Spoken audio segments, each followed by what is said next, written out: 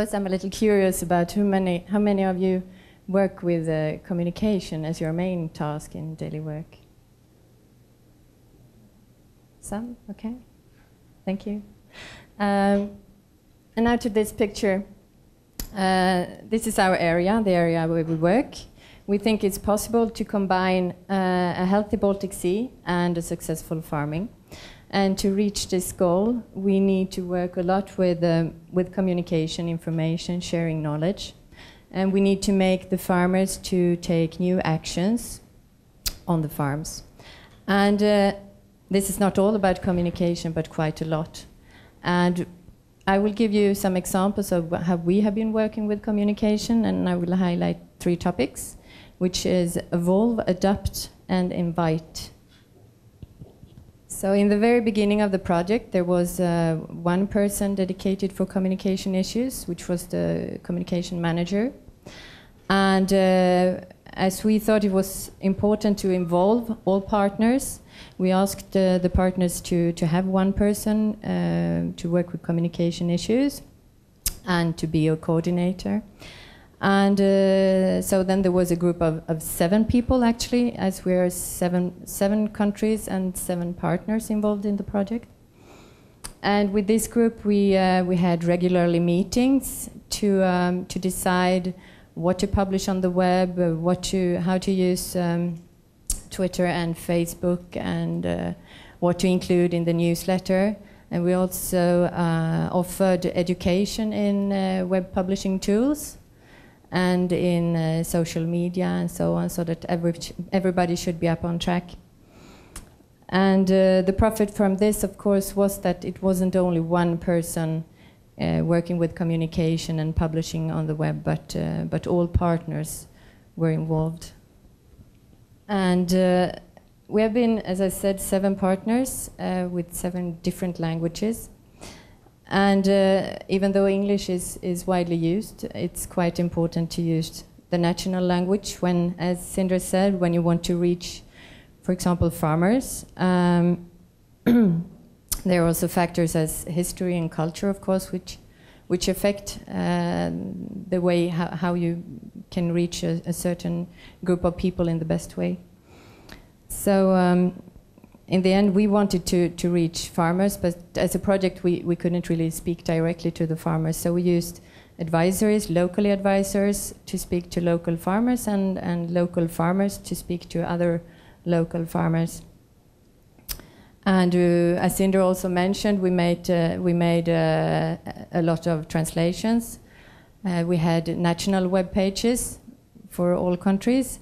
We had, well, some partners made their newsletters on their own, and the final report that you can see on your seats, we made this summer.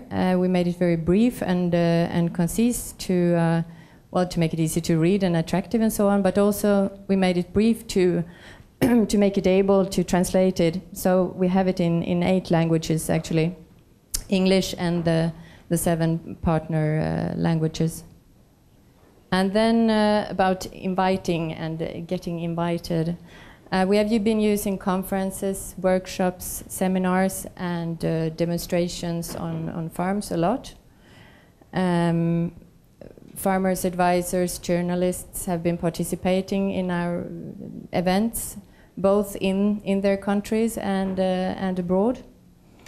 And this is, as you know, it's a good way of communicating. You can communicate before, during, and after the event. So it's quite useful. And one important part of the project had been to set up these demonstration farm networks. You mentioned it. No, you didn't mention. We set up a demonstration farm network of a total of 118 demonstration farms spread out on all partner countries. And it was often the farmer is somebody that we blame for the eutrophication, but we wanted to show that these are people really able to make changes, because they are. So, and as it said in the invitation to this workshop, to put flesh and blood into something, we could really show these excellent farmers. And to raise competence among journalists, we organized two study tours for journalists, one in Poland and one in Sweden. And this was financed by the Swedish Institute. This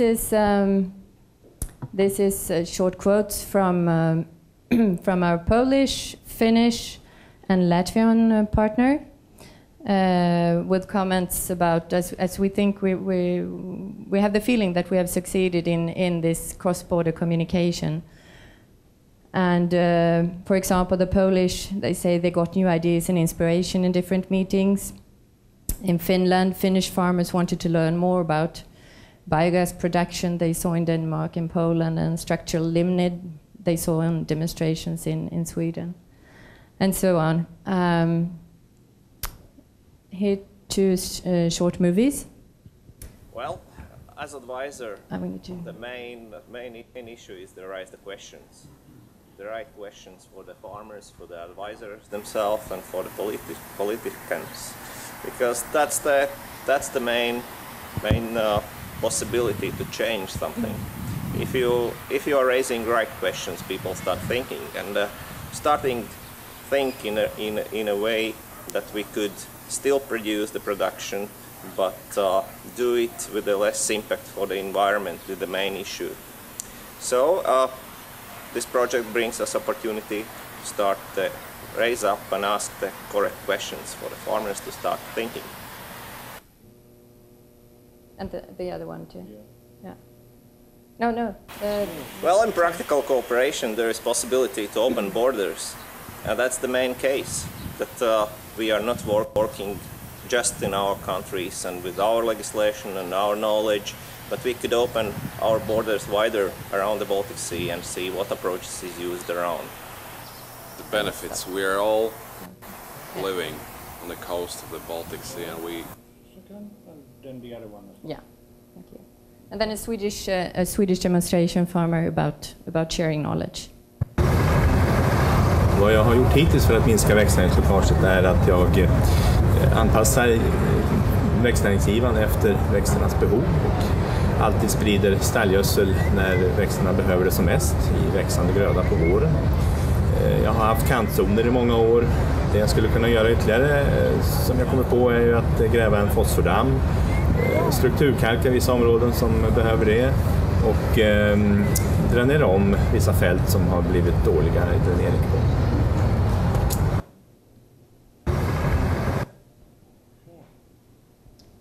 Yeah, so that was one of our Swedish demonstration farmers, and there are then 118 farms. So you can see it's quite a lot of information that they can help to spread to all other farmers. And the last one, there wasn't the last one. No. Okay.